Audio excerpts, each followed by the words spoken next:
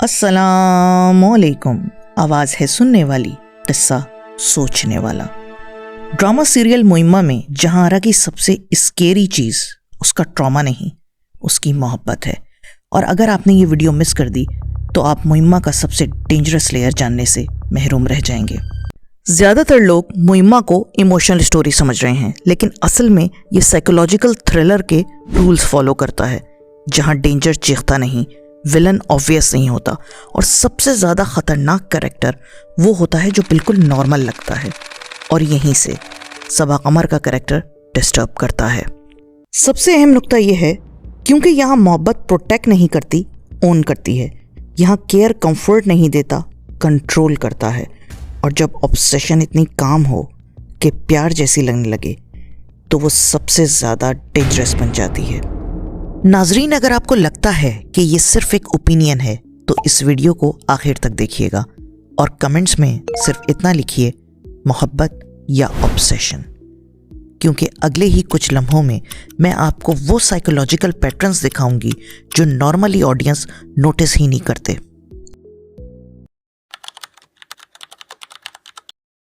अब बात करते हैं कि मुइम्मा एक साइकोलॉजिकल थ्रिलर कैसे है।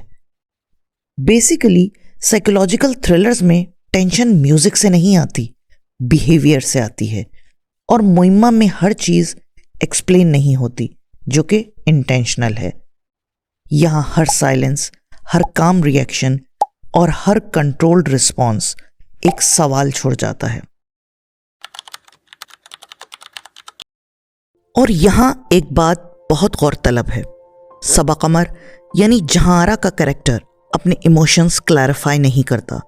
वो हमें ये नहीं बताता कि वो क्या फील कर रही है या क्यों फील कर रही है। और साइकोलॉजी का एक सिंपल रूल है, जो कैरेक्टर अपने इमोशंस एक्सप्लेन ना करे वो सबसे ज़्यादा अनप्रेडिक्टेबल होता है। यहाँ मोहब्बत लाउड नहीं है, और यही सबसे स्केरी बात है। जहांआरा ऑब्सेशन को मैडनेस के तौर पे नहीं, सर्टेनिटी के तौर पे प्ले करती है। मैं तुम्हारी भलाई चाहती हूं के नाम पे बाउंड्रीज रेज होती है। साइकोलॉजी में से कहते हैं पॉजेसिव जस्टिफिकेशन, जो इमोशनल अब्यूज का सबसे सटल फॉर्म होता है।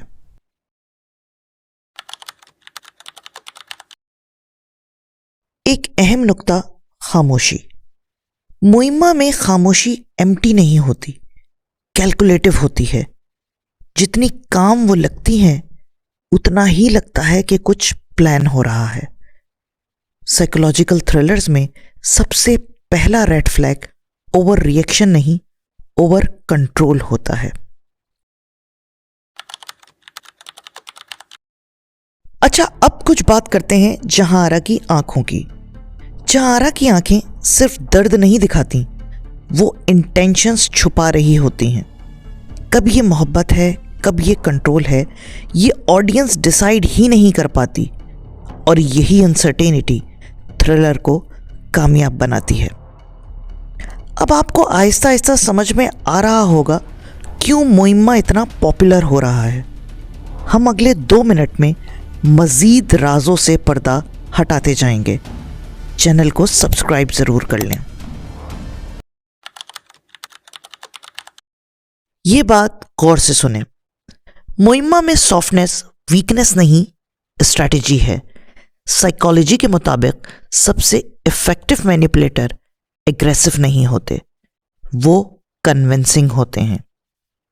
ये पॉइंट इंतहाई इंपॉर्टेंट है किसी भी साइकोलॉजिकल थ्रिलर के लिए, कि मैनिपुलेटर कभी एग्रेसिव नहीं होता।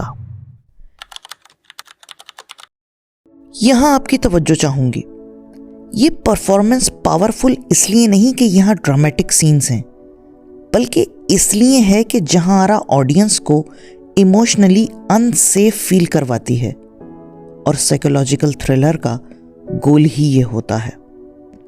नाजरीन, एक अहम बात जो अक्सर व्यूअर्स मिस कर देते हैं, वो ये कि हम सॉफ्टनेस को सेफ्टी समझ लेते हैं, केयर को ऑटोमेटिकली पॉजिटिव मान लेते हैं, और ऑब्सेशन तब नोटिस करते हैं जब वो एक्सप्लोड हो। मगर मोइम्मा का कैरेक्टर ऑब्सेशन एक्सप्लोड नहीं करता, सेटल करता है। तो ओवरऑल हम ये कह सकते हैं कि मोइम्मा में सबा कमर ने हमें ये नहीं दिखाया कि ऑब्सेशन कैसी होती है, बल्कि ये महसूस करवाया कि ऑब्सेशन इतनी नॉर्मल भी लग सकती है कि हम उसे मोहब्बत समझ लें। और शायद यही इस ड्रामे का सबसे स्केरी हिस्सा है। मज़ीद पावरफुल एनालिसिस के लिए चैनल को सब्सक्राइब कीजिए। किस्सा मेरी आवाज़ का। अस्सलाम वालेकुम।